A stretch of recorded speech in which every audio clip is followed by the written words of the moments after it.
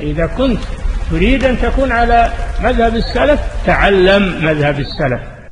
Continuation of our lesson, the Aqīdah Al-Sunnah wal-Jama'ah, Shaykh Muhammad bin Salih Al-Uthaymeen rahmatullahi alayh. So we carry on after we spoke about the rida of Allah subhanahu wa ta'ala, that Allah loves, the muhabba of Allah, and that Allah is pleased with certain actions, and He loves and He is loved likewise. Now we move on to the opposite of that, which is Allah subhanahu wa ta'ala's anger. So the Shaykh, he continues, he says, وَنُؤْمِنُ بِأَنَّ اللَّهَ تَعَالَى يَغْضِبُ عَلَى مَنْ يَسْتَحِقُّ الْغَضَبِ مِنَ الْكَافِرِينَ وَغَيْرِهِمْ الظَّانِينَ بِاللَّهِ ظَنُّ السَّوْءِ عَلَيْهِمْ دَائِرَةُ السَّوْءِ وَغَضِبَ اللَّهُ عَلَيْهِمْ. So he says, likewise, and we believe that Allah subhanahu wa ta'ala, that He becomes angry, or He is angry upon those who are deserving of His anger from amongst the disbelievers and other than them, those who have bad thoughts about Allah subhanahu wa ta'ala. And for them is a disgraceful torment, as Allah subhanahu wa ta'ala said, وَغَضِبَ اللَّهُ عَلَيْهِمْ, and Allah subhanahu wa ta'ala is angry with them, or Allah's anger is upon them. وقال الله تعالى ولكن من شرح بالكفر صدرا فعليهم غضب من الله ولهم عذاب عظيم. But such who open their chests to disbelief, then upon them is the anger of Allah, and for them is a severe torment. Then the Shaykh carries on to say, وَنُؤْمِنُ بِأَنَّ لِلَّهِ تَعَالَى وَجْهًا موصوفا بالجلال والإكرام ويبقى وجه ربك ذو الجلال والإكرام. He says, likewise we believe and we affirm that for Allah subhanahu wa ta'ala is a face, that Allah subhanahu wa ta'ala has a face that has been described as having honor and majesty, as has come in the ayah, that and the face of your Lord will remain with honor and majesty. After Allah subhanahu wa ta'ala mentioned وَكُلُّ مَنْ عَلَيْهَا فَانٍ, and everything upon it will be destroyed or come to an end. وَيَبْقَى وَجْهُ رَبِّكَ ذُو الْجَلَالِ وَالْإِكْرَامِ, and the face of your Lord will remain. So we affirm for Allah subhanahu wa ta'ala that He has a face, as Shaykh Salih al-Fawzan explained when he said وَهُوَ مِن صِفَاتِهِ الذَّاتِيَّةِ. When he's speaking about the face of Allah subhanahu wa ta'ala, he said it is from those attributes of Allah that are ذاتية.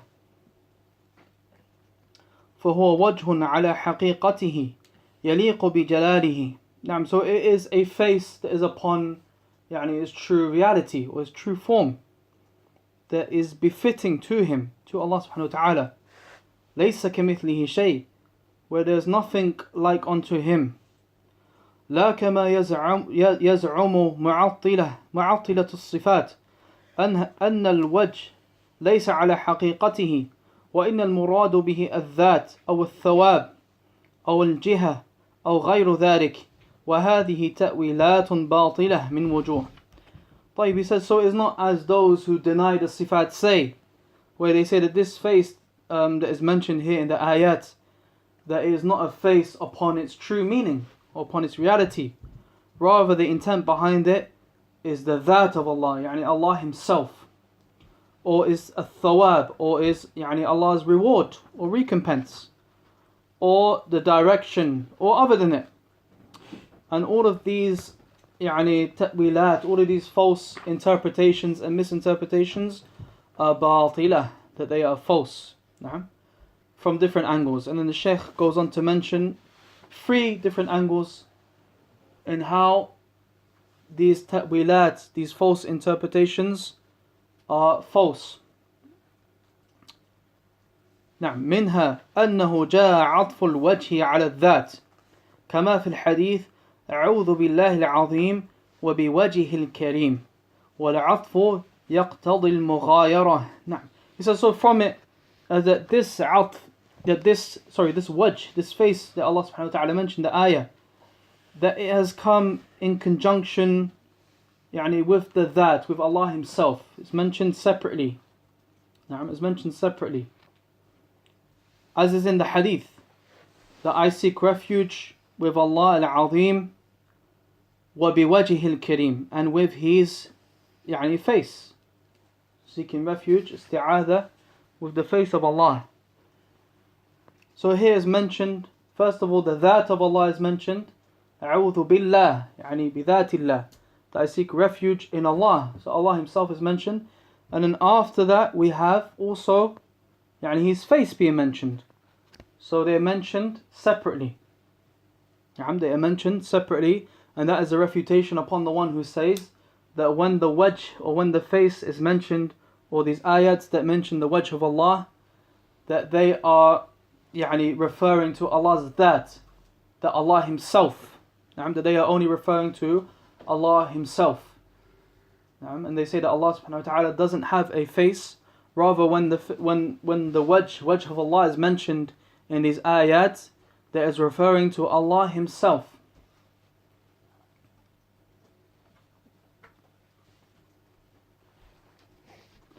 Whereas here in the hadith, they are mentioned separately. The that of Allah, Allah Himself is mentioned, and then afterwards His face is mentioned. So they are separate. طيب ومنها أنه أضاف الوجه إلى الذات فقال وجه ربك. And from it is that he has connected the wajh, the face, to himself when he said وجه ربك, the face of your Lord, the face of your Lord. And likewise ووصف الوجه بقوله ذو الجلال والإكرام, and likewise he described the face with the statement ذو الجلال والإكرام.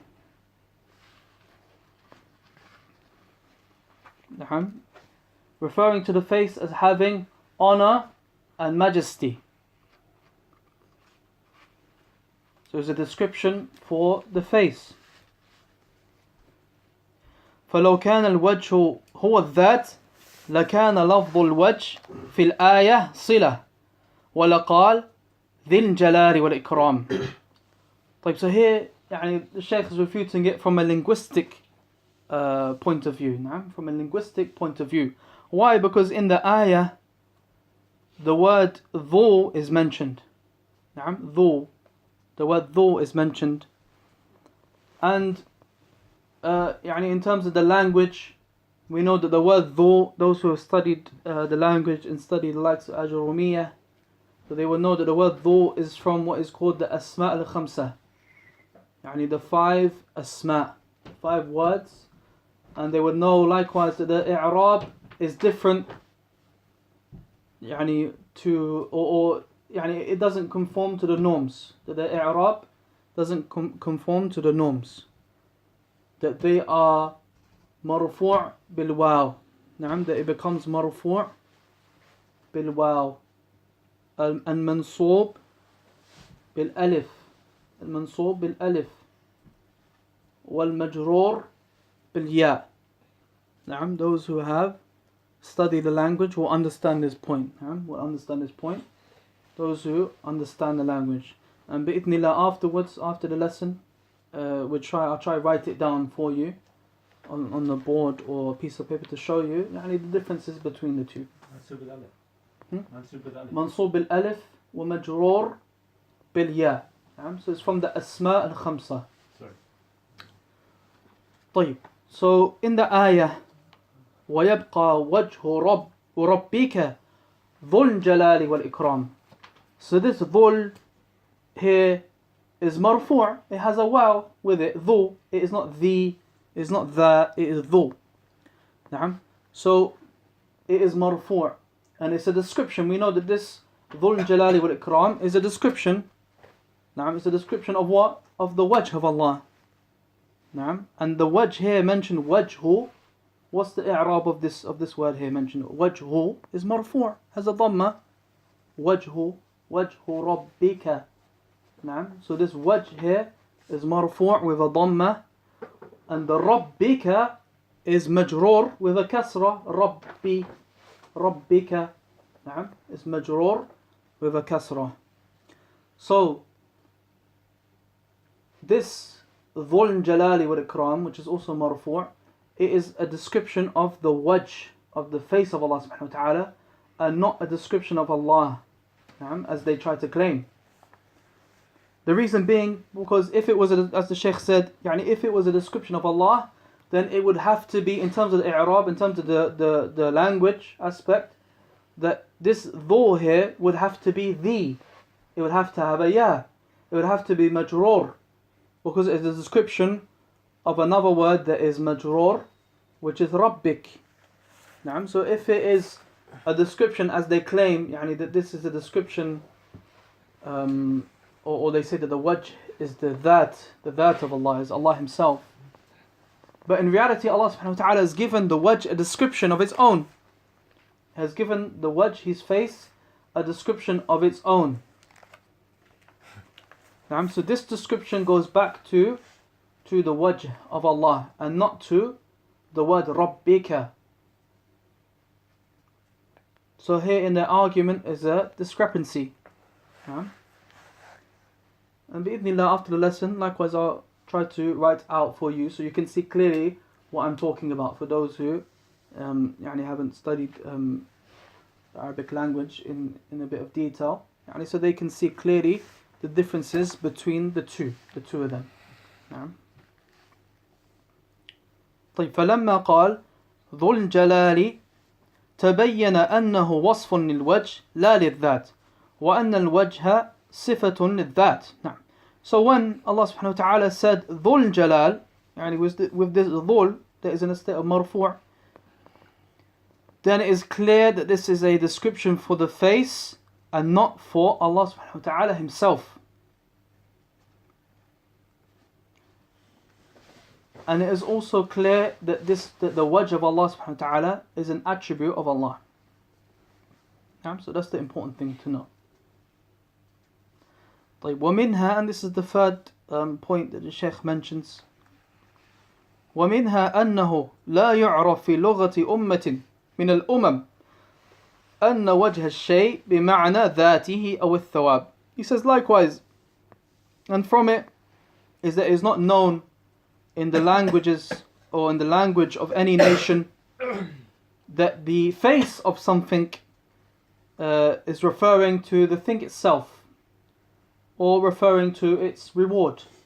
And it's not known in the language, in any language, that the face of a thing is referring to that thing in itself without it having a face. Or it has a meaning of His reward, or other than it, from the meanings that they try to bring. طيب والوجه في اللغة, so the wajh in regards to the Arabic language, the meaning of al-wajh, مستقبل كل شيء, it is the face of everything, the first thing you see. لأنه أول ما يواجه منه, because it is the first thing that a person faces. When he's looking at an object or an item, the face of a thing is the first thing that he sees. Likewise, for example, in the English language, we say the face of a clock. Looking at a clock, you look at the face of the clock. And the first thing that you see from the clock is the face of it.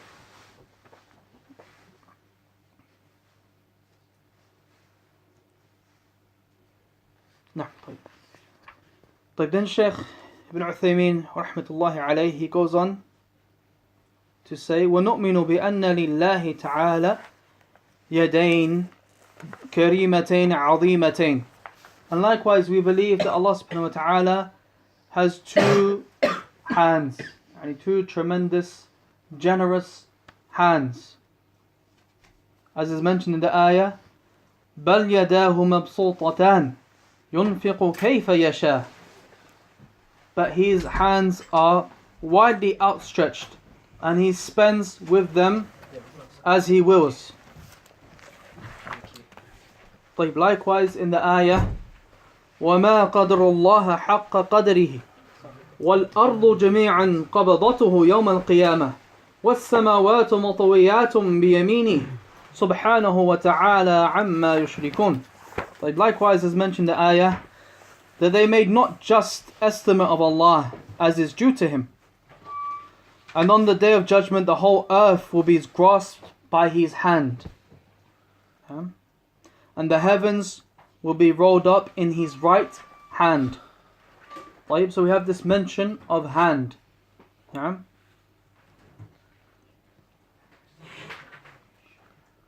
Subhanahu wa ta'ala amma yushrikun. Glorified and exalted is He above all they associate with Him.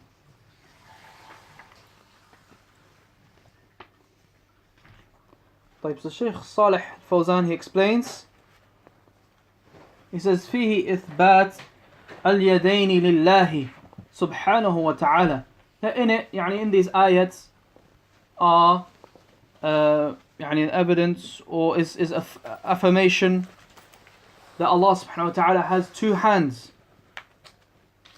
وأنهما يدان حقيقتان لائقتان بجلاله وعظمته. And that they are two hands, upon its apparent meaning, that they are hands, as we know hands, the meaning of hands, they are befitting for His Majesty, they are befitting to Him. لَيْسَتَا كَيَدَيْ الْمَخْلُوقِ, that they are not as the hands of the creation are. They are not like our hands. لَيْسَ كَمِثْلِهِ شَيْءٍ, there is nothing like unto Him. وفي ذلك الرد على من نفى اليدين الحقيقيتين عن الله وزعم أن المراد باليد القدرة أو النعمة وهذا تأويل باطل وتحريف للقرآن الكريم. He says likewise, in these ayats is a refutation upon the one who negates that Allah subhanahu wa ta'ala has two actual hands.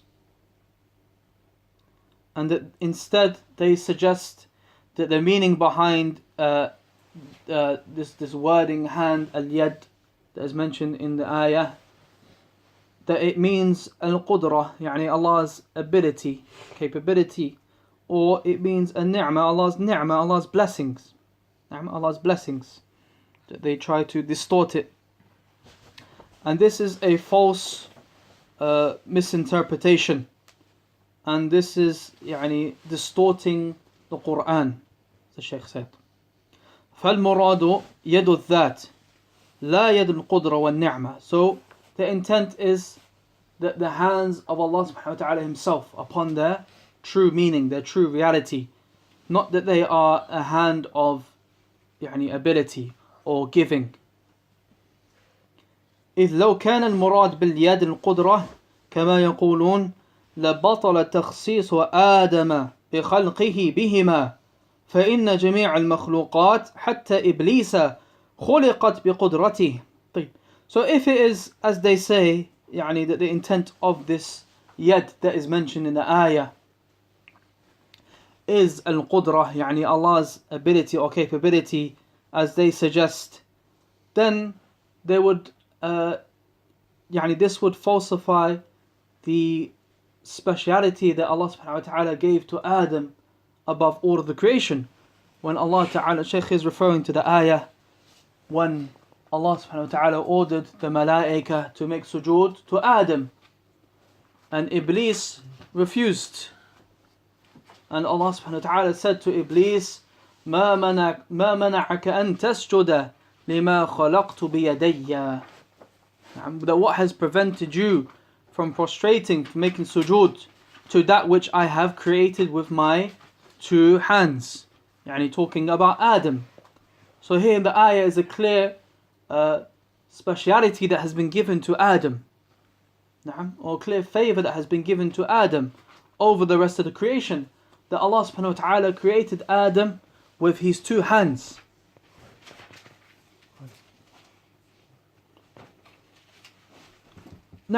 Whereas if this was the case, as they say, that the hand in this ayah, that it means al-qudrah, Allah's capability, then there would have been then this would falsify the speciality that Allah subhanahu wa ta'ala had given Adam over the whole of creation. Because all of the creation, even Iblis, that they have been created by Allah's ability. If we're saying that the hand means ability, then here in this ayah it wouldn't make sense if we was to mistranslate it and say in this ayah here, when Allah said, what has prevented you from making sujood to that which I created with my capability instead of my hands or my two capabilities, because here yadayya is mentioned in the dual form, in the dual form. So there would be no speciality that would have been given to Adam, because all of the creation has been created by Allah's qudrah, by Allah's ability to create all of the creation. So there would be nothing that would be special about it being mentioned here. Now, so the Shaykh says, فَأَيُّ مَزِيَّةٍ لِآدَمَ عَلَى إِبْلِيسِ فِي قَوْلِهِ لِمَا خَلَقْتُ بِيَدَيْهِ. So, salam wa rahmatullahi wa barakatuh. So, what is the speciality that Adam has been given here over Iblis when he said, what has prevented you from making sujood to that which I have created with my two hands? فَكَانَ يُمْكِنْ لِإِبْلِيسَ أَنْ يَقُولْ وَأَنَا خَلَقْتَنِي بِيَدَيْكِ. So it would be possible for Iblis to likewise reply to Allah subhanahu wa ta'ala and say, but you also created me with your two hands, if that was the case, or with your ability, your capability. If we're saying that the meaning of yad here means al-qudrah, means Allah subhanahu wa ta'ala's ability or capability, then there would be no speciality that would have been given to Adam alayhi salam in this ayah. And Iblis would have replied by saying that you have also created me with your capability, so why am I making sujood to him? Because this ayah is in relation to Allah subhanahu wa ta'ala is showing Iblis the fadl of Adam, the virtue of Adam. Why are you not prostrating, or what has prevented you from making sujood لِمَا خَلَقْتُ بِيَدَيْهِ, with that which I have created with my two hands? For him is a clear virtue over Iblis, and this is why, and over the rest of creation, and this is why Allah subhanahu wa ta'ala ordered the malaika and Iblis likewise to make sujood to Adam, to show that there is a clear distinction between Adam and the rest of the creation, and that Allah subhanahu wa ta'ala has favored Adam over the rest of the creation. But in this context here, if they're saying that the yad here, that it means al-qudrah, that Allah's qudrah, Allah's ability to create and Allah's capability, then there would have been no reason for Allah subhanahu wa ta'ala to have mentioned it here. So it wouldn't have made sense in terms of the linguistics. Shaykh is saying in terms of the linguistics, then it makes absolutely no sense. طيب وأيضا لو كان المراد باليد القدرة لوجب أن يكون لله قدرتان وقد أجمع المسلمون على بطلان ذلك. And likewise, if we was to say that the intent behind this yad that is mentioned in the ayah is Allah's ability, then we would have to say that for Allah subhanahu wa ta'ala is two capabilities. Why? Because this yad that is mentioned in the ayah has been mentioned in a dual form, two. And what has prevented you from prostrating to that which I have created with my two hands? It's mentioned in the dual form. It's mentioned in the dual form. So we would have to likewise, if we were saying that this yad here means al-qudrah, the capability of Allah, the ability of Allah, then we would have to affirm for Allah two capabilities now, or two abilities. So it wouldn't make sense. And he says that the Muslims, the Muslimun, agreed upon the falsehood or the falseness of this statement, the falseness of Allah subhanahu wa ta'ala having more than one ability. Allah's ability is one. His qudrah, his irada is one. طيب وأيضا لو كان المراد باليد النعمة لكان المعنى أنه خلق آدم بنعمتين. Likewise, if the intent behind this yad mentioned in the ayah is a ni'mah, is blessings, then that would mean that we would have to affirm for Allah subhanahu wa ta'ala that He has two blessings. It wouldn't make sense. We would have to affirm that Allah has ni'matain. وهذا باطل, and this is false. لأن نعم الله كثيرة لا تحصى وليست نعمتين فقط, because Allah subhanahu wa ta'ala has many favors and many blessings, and He doesn't have just two blessings, the blessings of Allah. وَإِن تُعُدُّوا نِعْمَةَ اللَّهِ لَا تَحْصُوهَا, that if you was to count the blessings of Allah, that you would not be able to accumulate them or enumerate them, because they are so vast and many. So if we was to say here, like they say that when they make ta'weel of this ayah, when they try to misinterpret this ayah and say, no, this yad here that is mentioned, that it doesn't mean yad as we know it in the language. There is an actual physical hand. They say rather this yad means Allah's ni'mah, Allah's blessings. Allah's blessings. So he was saying to Iblis, what has prevented you from prostrating to that which I have created with my two blessings? It wouldn't make sense in terms of the language, linguistically. It wouldn't make sense, and it would not be possible to apply here to this ayah, because it's clearly mentioned in its dual form. So that would mean that we would have to now affirm, and likewise we ask them as well, طيب, so do you affirm that Allah subhanahu wa ta'ala has two blessings? And if that is the case, if you're trying to say that the yad here, this hand, means ni'mah, but Allah has mentioned it in the dual form, so therefore that means if it means ni'mah, then you're saying that Allah has ni'matan, that Allah has two blessings, when we know that that's not true. Allah has many blessings. So it makes no sense linguistically. It makes no sense. And likewise the qudra as well, we would have to say to them, طيب, so do you affirm that Allah has two qudras, qudratan? No, of course not. They would never affirm this. So therefore this shows the falsehood of their claim, and how they try to distort and misinterpret this ayah to mean that Allah subhanahu wa ta'ala, to get around the fact that Allah subhanahu wa ta'ala has clearly mentioned, affirmed for Himself that He has two hands, that they have tried to get around this by misinterpreting it, distorting it to mean, not to take it away from its apparent meaning. So it doesn't mean that Allah subhanahu wa ta'ala has two hands, rather it means Allah has ni'mah, Allah has qudra.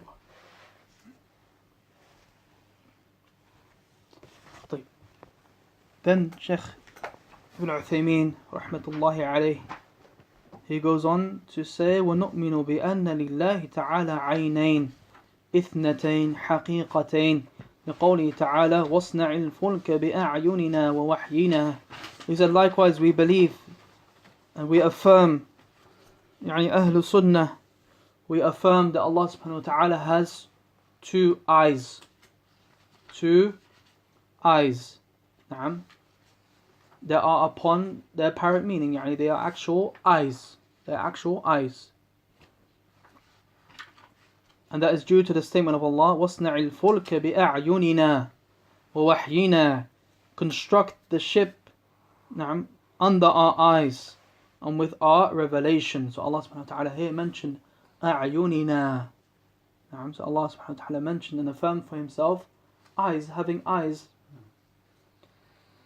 وقال النبي صلى الله عليه وسلم حجابه النور لو كشفه لأحرقت سبحات وجهه ما انتهى إليه بصره من خلقه. He said that his veil, his hijab is nur, is light. If he uncovers it, then the brightness or the splendor of his face would burn his creation as far as his eyesight reaches. As far as his eyesight reaches. وأجمع أهل السنة على أن العينين اثنتان ويؤيده قول النبي صلى الله عليه وسلم في الدجال إنه أعور وإن ربكم ليس بأعور. He said that Ahlul Sunnah agreed, or in agreement, that Allah subhanahu wa ta'ala has two eyes. And that is supported by the statement of Allah, by the statement of Nabi alayhi salatu wassalam regarding the Dajjal. Because he said that the Dajjal, when he was describing the Dajjal, he said, إِنَّهُ أَعْوَرٌ. He said, he is أَعْوَرٌ. وَإِنَّ رَبَّكُمْ لَيْسَ بِأَعْوَرٌ. And he said, your Lord is not أَعْوَرٌ. Your Lord is not أَعْوَرٌ. SubhanAllah, look at the fiqh of the ulama, the understanding, and the adillah that they bring. Because if we look in terms of the linguistics, the word أَعْوَرٌ, the meaning of the word أَعْوَرٌ, and many people misinterpret it, or mistranslate it rather. When describing the Dajjal, they refer to the Dajjal being أعور, meaning that he is one-eyed, which is not the case. The word أعور is not one-eyed. It is not one-eyed. Rather, the word أعور is used for the one who has two eyes. Two eyes. However, one eye has a deficiency. One eye has a deficiency. نعم. So who can explain to me, how is this hadith a proof that Allah subhanahu wa ta'ala has two eyes? Because Allah doesn't have deficiency. No, because Allah is the opposite of a'war. So it's what we call mafhum al-mukhalafa. Understanding the opposite of that. And Nabi alayhi salatu wasalam said, Inna rabbakum laysa bi'a'war. He said that your Lord is not a'war. Meaning that your Lord is not one who has two eyes, but one is deficient. One is deficient. No, he has two perfect eyes. Because what is the opposite of the one who has two eyes and one is deficient? What is the opposite of that? He has two eyes. He has two eyes that he can see clearly through. He has two eyes that are perfect, that have no defect or default. So if the Dajjal is a'war, if the Dajjal is one who has two eyes, but one has a defect or default, he can't see through one eye, for one of the eyes, and Nabi alayhi salatu wasalam affirmed for Allah subhanahu wa ta'ala that he is not a'war, that your Lord, inna rabbakum laysa bi'a'war, that your Lord is not a'war, meaning he is not one who has deficiency in one of these two eyes. No, rather he's the opposite of that. So the opposite of that is that he has two perfect eyes. Two perfect eyes. طيب. Let me read from Shaykh Salih Fawzan explaining this. He said, فيه إثبات He said, نعم فيه إثبات العينين لله تعالى حقيقة على ما يليق به سبحانه. He said in it, in this ayah, as we mentioned, the ayah and the hadith, in it is a affirmation that Allah subhanahu wa ta'ala has two eyes, two actual eyes, upon that which is befitting to him, that in which is befitting to him. فقد نطق القرآن بلفظ العين مضافة إليه مفردة ومجموعة. And he said that the Quran has come with this love of ayn, this wording of the eyes, in its plural form and likewise in its singular form. In its plural form and likewise in its singular form. ونطقت السنة بإضافتها إليه مثنات. And the Sunnah has come attributing these eyes to Allah subhanahu wa ta'ala in the dual form, as we mentioned, a'war, from that hadith, opposite a'war, the one who has two perfect eyes. As the Shaykh mentions, وقال النبي صلى الله عليه وسلم إن ربكم ليس بأعور وذلك صريح بأنه ليس المراد إثبات عين واحدة فإن ذلك عور ظاهر تعالى الله عنه. طيب. And he said that the intent, that this is clear, that the intent behind this is not that Allah subhanahu wa ta'ala has one eye. Because that in itself is still awar, is still a deficiency, is still considered as someone who is awar. And Nabi sallallahu alaihi wasallam said, your Lord is not awar. So therefore in that is a clear affirmation that Allah subhanahu wa ta'ala has more than one eye and doesn't have that Allah subhanahu wa ta'ala has two eyes and that He doesn't have just one eye. And I remember even Shaykh Ubaid Hafidhullah Ta'ala, I remember when we was in Medina and the Shaykh went through this, and prior to this someone asked him regarding the eyes of Allah subhanahu wa ta'ala, and the Shaykh's initial response was that we cannot affirm for Allah subhanahu wa ta'ala a certain number of eyes. And this was his initial response, that we cannot affirm for Allah a certain number of eyes. And I remember that a student came to him afterwards with some speech from Ibn Qayyim rahimahullah, where Ibn Qayyim discussed this issue and brought this same hadith to affirm that Allah subhanahu wa ta'ala has two eyes from this hadith. And mentioned it to the Shaykh Ubaid, and I remember Shaykh Ubaid instantly retracting his previous statement and taking it back and affirming for Allah two eyes. And this is from the love that our ulama have for the haqq and the humility that they have, how humble they are. And this was in a gathering of hundreds of students who are watching this and have heard what the Shaykh said. But the haqq is more beloved to us, and this is what the ulama teach us, that the haqq is more beloved. And it's not about a person's reputation when it comes to correcting himself, but rather this aqīdah of ours, of Ahl-Sunnah, is more beloved to us than anything else. And if we have been mistaken or said something mistakenly, and the nusus, Quran and the Sunnah, are in opposition to what we have said, then straight away we go with what? With the evidence, the Quran and the Sunnah. And we go with the Quran and the Sunnah. And it shows you how humble the ulama are.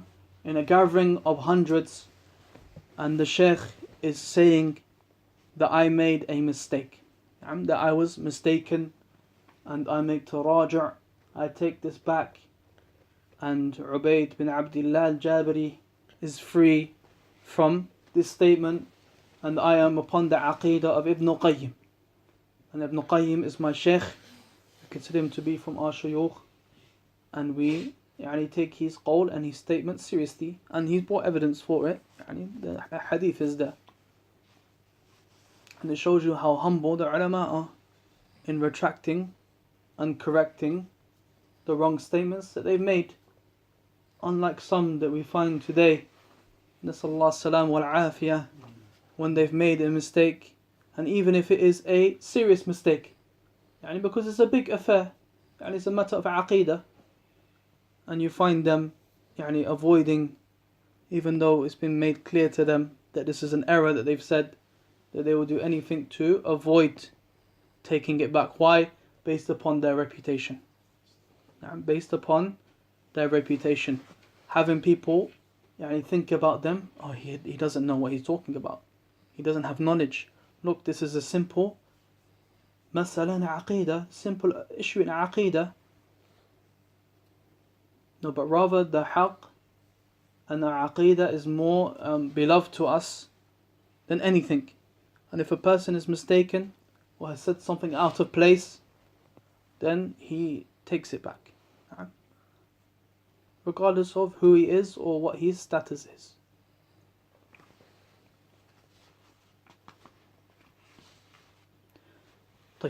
Then Shaykh Muhammad bin Salih Al-Uthaymeen rahmatullahi alayh, he carries on, وَنُؤْمِنُ بِأَنَّ اللَّهَ تَعَالَى لَا تُدْرِكُهُ الْأَبْصَارُ وَهُوَ يُدْرِكُ الْأَبْصَارُ وَهُوَ اللَّطِيفُ الْخَبِيرُ. And likewise we believe that Allah subhanahu wa ta'ala, that the eyesights cannot encompass him, that they cannot encompass him, whilst he encompasses all of the eyesights, or all of the visions, and he is Al-Latif Al-Khabir. We explained this in our Aqīdah series with regards to the seeing of Allah. The seeing of Allah subhanahu wa ta'ala and that the believers will see Allah. And we discussed how this ayah is a proof for seeing Allah. Even though the people of bid'ah and dalalah, that they try to use this proof against Ahlul Sunnah in this mas'ala, in this affair of regards to seeing Allah. They try to use this ayah. This is one that they frequently quote to say that you are mistaken in your belief that we will see Allah, because Allah subhanahu wa ta'ala says in this ayah, وَلَا تُدْرِكُ الْأَبْصَارِ, and they translate it as the eyes will not see him. And they say the eyes will not see him, so they mistranslate it. But in reality, the correct translation is the eyes will not encompass him. As we was explaining when we read through the explanation of Shaykh Rabi' Hafidhullah, where he gave numerous examples of this. He said likewise, that to show that the meaning here is not seeing, it is encompassing, even in terms of the linguistics.